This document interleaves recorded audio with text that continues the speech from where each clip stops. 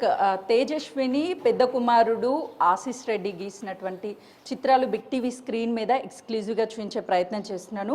మొదట మీకు నేను చూపించబోయేటటువంటి ఈ గేట్ అంటే తేజస్విని ఆపోజిట్లో ఉన్నటువంటి ఇంటి హౌస్ గేట్. మనకి ఇక్కడ అన్ని పూలు ఇవన్నీ కూడా కనిపిస్తున్నాయి చాలా స్పష్టంగా.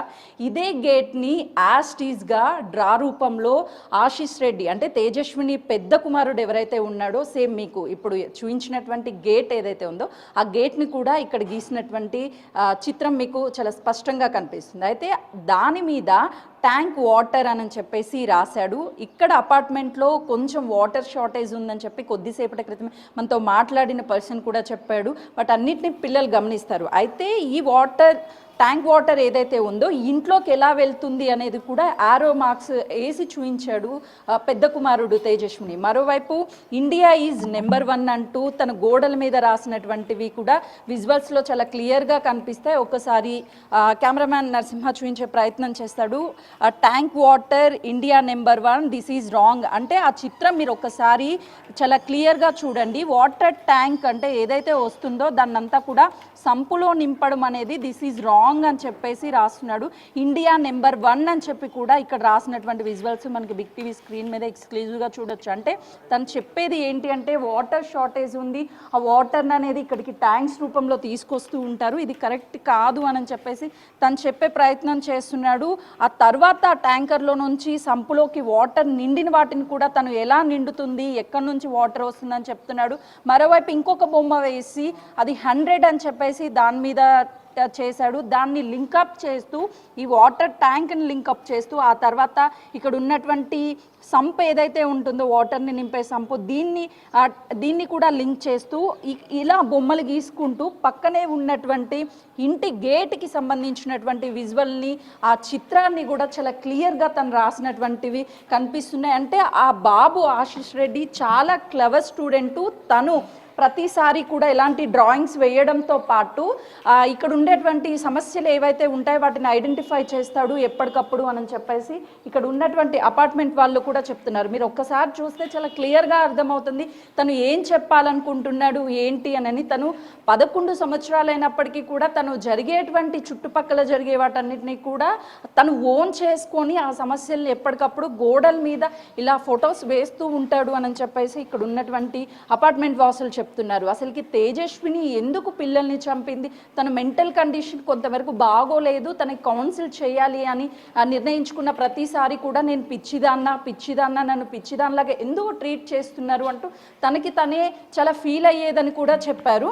ప్రస్తుతానికి గోడల మీద ఏవైతే డ్రా గీశాడో వాటన్నిటినీ కూడా చూసి అసలుకి ఇంత టాలెంటెడ్ పర్సన్ ఇంత రాత్రి వాళ్ళమ్మ చంపేస్తుంది నిన్న సాయంత్రం అని తెలిసినప్పుడు కూడా తను పారిపోయే ప్రయత్నం చేశాడు. కానీ తను కాపాడుకోలేకపోయాడు, తన తమ్ముడిని కూడా కాపాడలేకపోయాడు. తమ్ముడు ముందే ఆశీష్ రెడ్డి అంటే చిన్న కుమారుడు హర్షిత్ రెడ్డి, పెద్ద అయిన ఆశీష్ రెడ్డి తనని కళ్ళ ముందే చంపేస్తుంటే అది చూసుకోలేక ఆ బాధని తట్టుకోలేక తను పరుగులు తీసి బయటకు వచ్చే ప్రయత్నం చేశాడు. ప్రస్తుతం ఇదే తేజస్విని నివాసం ఉంటున్నటువంటి ఇల్లు ఇదే. తను ఇక్కడ ఉన్నటువంటి కిచెన్లో కిచెన్ టేబుల్ ఏదైతే మనం కూరగాయలు కట్ చేస్తూ ఉంటామో దాని మీద ఆశీష్ రెడ్డి హర్షిత్ రెడ్డి ఇద్దరి మెడలు పెట్టి కత్తితో అత్యంత దారుణంగా తను వాళ్ళని చంపేసినటువంటి ఘటన చోటు చేసుకుంది. అయితే వాళ్ళ చిన్న బాబు కూడా అండర్-19 క్రికెట్ అంటే చాలా ఇష్టము, తను కాంపిటీషన్స్కి వెళ్ళాలి పంపించాలని కూడా కొద్దిసేపటి క్రితమే వాళ్ళు చెప్పారు అపార్ట్మెంట్ వాసులు. వాళ్ళు ఆడుకునేటువంటి అంటే చిన్న కుమారుడికి చాలా ఇష్టమైనటువంటి క్రికెట్ ఏదైతే ఉందో దానికి సంబంధించి బ్యాట్ బాల్స్ వీటన్నిటిని కూడా కొనించాము. ఎంతో అల్లారు ముద్దుగా పెంచుకున్నటువంటి ఆశీష్ రెడ్డి హర్షిత్ రెడ్డిని ఇలా చంపడం చాలా బాధాకరం అని చెప్తున్నారు. రేపు చిన్న కుమారుడు పుట్టినరోజు ఉంది, ఎంతో గ్రాండ్గా బర్త్డే సెలబ్రేట్ చేయాలి అనుకున్నాం, కానీ ఈలోపే ఇదంతా జరిగిపోయింది అని అక్కడ హాస్పిటల్ నుంచి కూడా బిగ్ టీవీతో మాట్లాడుతున్నటువంటి వాళ్ళ కుటుంబ సభ్యులు కూడా తేజస్విని కుటుంబ సభ్యులు వాళ్ళ బాధను వ్యక్తం చేస్తున్నారు. ప్రస్తుతానికి ఇక్కడ ఎవరు మాట్లాడడానికి కూడా అందుబాటులో లేరు. పోలీసులు నిన్న కేసు నమోదు చేసిన తర్వాత ఇంటిని కూడా లాక్ చేశారు. అయితే ఈ దృశ్యాలన్నింటినీ చూసినప్పుడు కూడా ఒక ఎమోషనల్ తనకి ప్రశ్నించే తత్వం ఉంది, తనకి ఏం జరుగుతుంది ఏంటి అనేది తెలుసు. కానీ నిన్న ఆ సమయంలో తను ఎన్ని ప్రయత్నాలు చేసి ఉండొచ్చు తప్పించుకోవడానికి, అయినా కూడా చనిపోయాడు అని అంటే ఆ సిచ్యువేషన్ ఎలా ఫేస్ చేశాడు అనేది కూడా చాలా అందరిని ఇప్పుడు కలిచివేస్తుంది అశోక్. ఇప్పుడు అపార్ట్మెంట్లో మిగిలిన వాళ్ళంతా కూడా ఈ ఘటన జరిగిన తర్వాత అక్కడే ఉన్నారా? కొంతమంది ఖాళీ చేశారు, వెళ్ళిపోయారని చెప్తున్నారు. వాళ్ళ సిచ్యువేషన్ ఏంటంటే ఇవన్నీ వరుసనే 2 ఇన్సిడెంట్లు జరిగాయి. ఏకంగా తండ్రులు బిడ్డలను ఇంత దారుణంగా చంపిన ఈ 2 ఘటనలు చూసిన తర్వాత ఆ ఎంటైర్ సహస్ర అపార్ట్మెంట్లో ఉన్న మిగిలిన వాళ్ళ మైండ్ సెట్ ఎలా ఉంది సుజాత? అశోక్, ఎందుకనంటే గత 8 నెలల క్రితమే సహస్ర అపార్ట్మెంట్ పక్కన ఉన్నటువంటి అపార్ట్మెంట్లో వెంకటేశ్వర పిల్లల్ని చంపేసి తన భార్య తను హ్యాంగ్ చేసుకొని చనిపోయినది మరొకసారి ఇలాంటి ఘటన జరగడంతో కొంతవరకు వాళ్ళకి భయం ఏర్పడింది. అసలు ఏంటి అంటే ఇది సోషల్ మీడియా ప్రభావమా, లేదు అని అంటే వాళ్ళకి పని ఒత్తులు స్ట్రెస్ ఉందా, లేదంటే ఒకప్పుడు ఉమ్మడి కుటుంబాలు ఉండేవి, ఇప్పుడు విచ్ఛిన్నమయ్యి సింగిల్ ఫ్యామిలీస్ లీడ్ చేస్తున్నారు, ఏది తప్పు ఏది ఒప్పు అని చెప్పడానికి కూడా ఎవరూ లేరు, అందుకే ఇలాంటి సంఘటనలు జరుగుతున్నాయని చెప్పేసి వాళ్ళు ఆవేదన వ్యక్తం చేస్తున్నారు. ప్రస్తుతం నిన్న బిగ్ టీవీతో మాట్లాడారు ఇంటికి సంబంధించినటువంటి యజమాని. ఏం జరిగింది, తను మెంటల్గా కొంచెం అప్సెట్లో ఉండేది అని చెప్పారు. కానీ ఎదురెదురుగా ఉన్నటువంటి అంటే ఇది ఎదురింటి ఇల్లు అయితే ఇది తేజస్విని వాళ్ళు ఉంటున్నటువంటి ఇల్లు, పక్క పక్కనే ఉండి వీళ్ళింటి గోడల మీదే పిల్లలు కూడా అనేక రకాల చిత్రాలు గీశారు.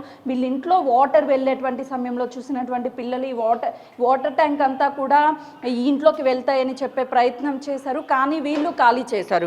మొత్తము ఈ ఫ్లోర్లో 4 హౌసెస్ ఉన్నాయి. ఎదురెదురు తేజస్విని, దాంతోపాటు పక్కనే ఉన్నటువంటి లిఫ్ట్కి అవుట్ సైడ్ ఉన్నటువంటి 2 ఉన్నాయి. వాటిని కూడా నేను చూపించే ప్రయత్నం చేస్తాను. ఈ ఫ్లోర్ అంతా కూడా ఖాళీ చేసి వెళ్ళిపోయారు నిన్న జరిగినటువంటి సంఘటన.